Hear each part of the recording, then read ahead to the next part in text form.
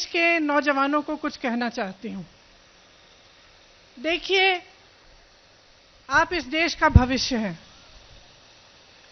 आपसे बड़ा देशभक्त कोई नहीं है इस देश में। मैंने आप जैसे सैकड़ों बच्चों से बात की, आप जैसे सैकड़ों नौजवानों से बात की।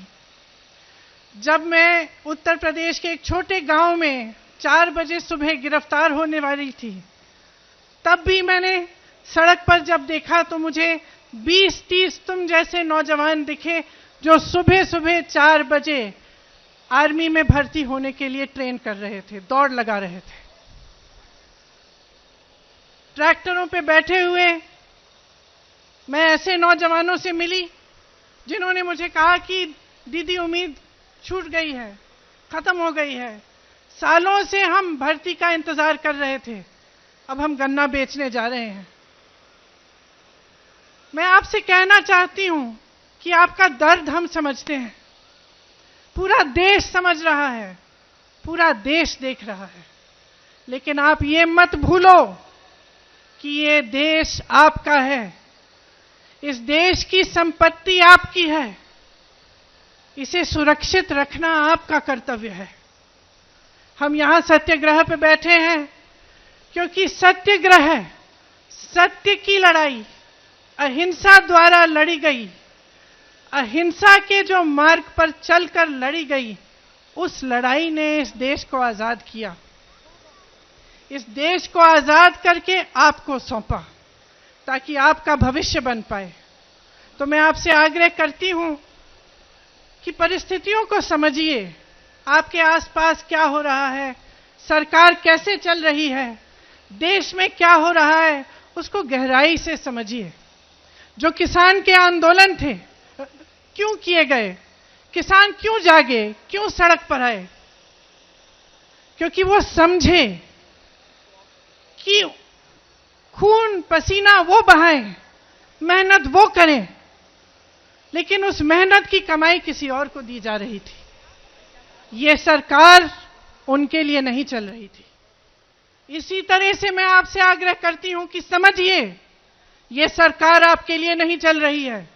ये सरकार इस देश के गरीबों के लिए, इस देश के नवयुवकों के लिए, इस देश की महिलाओं के लिए, इस देश के एक एक देशवासी के लिए जो आज गरीब है, जो परेशान है, उसके लिए नहीं चल रही है। ये सरकार सिर्फ बड़े बड़े उद्योगपतियों के लिए चल रही है।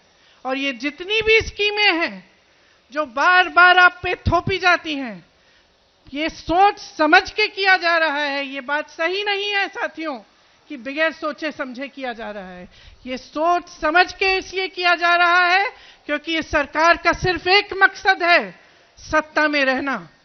सिर्फ एक मकसद है, और उस मकसद को निभाने के लिए कुछ भी कर डालेंगे।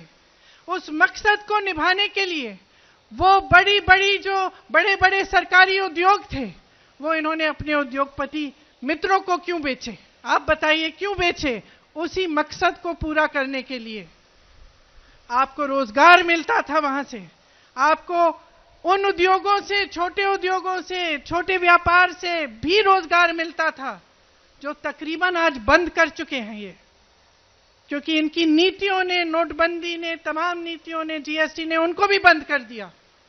और आज सेना, जिसकी भर्ती में का सपना आप देखते हैं, आप अपनी देश की सुरक्षा का सपना देखते हैं, अपने भविष्य को मजबूत बनाने का सपना देखते हैं, आप ये सपना देखते हैं कि बड़े होकर आप माँ बाप का देखभाल करेंगे, सरहद पर जाकर इस देश के लिए अपनी जान देंगे। आपसे बड़ा देशभक्त कोई नहीं है, मैं याद दिलाना चाहती हूं आपको। और मैं आपको कहना चाहती हूं कि जो नकली राष्ट्रवादी हैं और जो नकली देशभक्त हैं, आंख खोलकर उनको पहचानिए। आपके संघर्ष में पूरा देश आपके साथ है, पूरी कांग्रेस पार्टी आपके साथ है। आपने हरिवंश राय बच्चन जी का जिक्र किया, उस कविता की कुछ पंक्तियां हैं।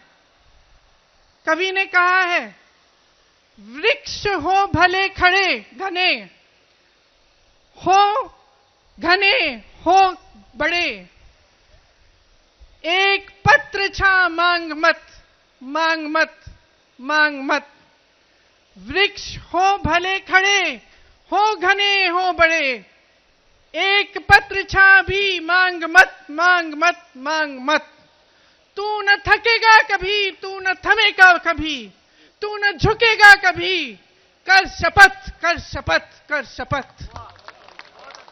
इस कविता का नाम आपने एक ऐसी स्कीम को दे दिया है जो इस देश के नवयुवकों को मार डालेगा। ऐसी स्कीम को जो इस देश की सेना, जो हमारी देश की सुरक्षा करती है, जिनके सारे तमाम, जो यहां पे भी आप खड़े हैं, आप सरहद पर जाकर सुरक्षा करते हैं, ऐसी स्कीम है जो इस सेना को खत्म कर देगा। आप इस सरकार को पहचानिए, इस सरकार की नीयत को पहचानिए मेरे भाइयों, मेरी बहनों। लोकतांत्रिक तरह से शांतिपूर्वक, अहिंसा, सत्य के मार्ग पर चल के इस सरकार को खत्म कीजिए, इस सरकार को गिराइए। ये आपका मकसद होना चाहिए कि आपके देश में एक ऐसी सरकार बने जो सच्ची देशभक्ति दिखाए,